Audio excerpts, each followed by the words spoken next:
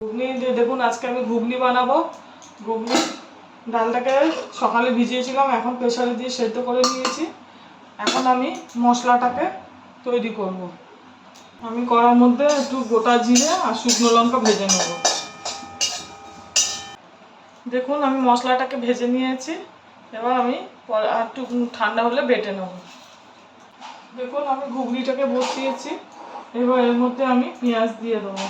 পেঁয়াজটাকে কুচিয়ে রেখেছি, পেঁয়াজ, আদা, এই যে আদা আর কাঁচা লঙ্কা,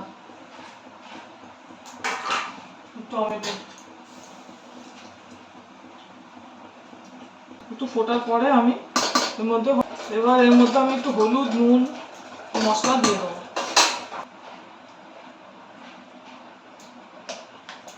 করলাম, ওই মশলা একটু দিয়ে দেবো আর একটু রেখে দেবো।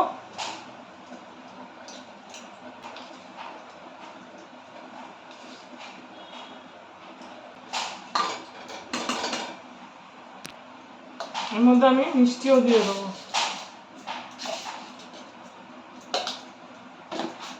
নারকেল কুড়িয়ে রেখেছি, নারকেল দিয়ে দেবো। পেঁয়াজ কুচানো, একটু পেঁয়াজ দিয়ে দেবো।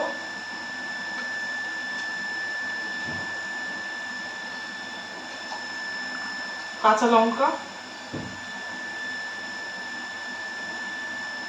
যে মশলা রেখেছিলাম মশলা ছড়িয়ে দেবো। একটু পাতিলেবু দিয়ে দেবো। এটা হয়ে গেছে, আপনারা বাড়িতে করে খেয়ে দেখবেন, ভালো লাগবে। আর আমার চ্যানেলটা লাইক, সাবস্ক্রাইব আর শেয়ার করবেন।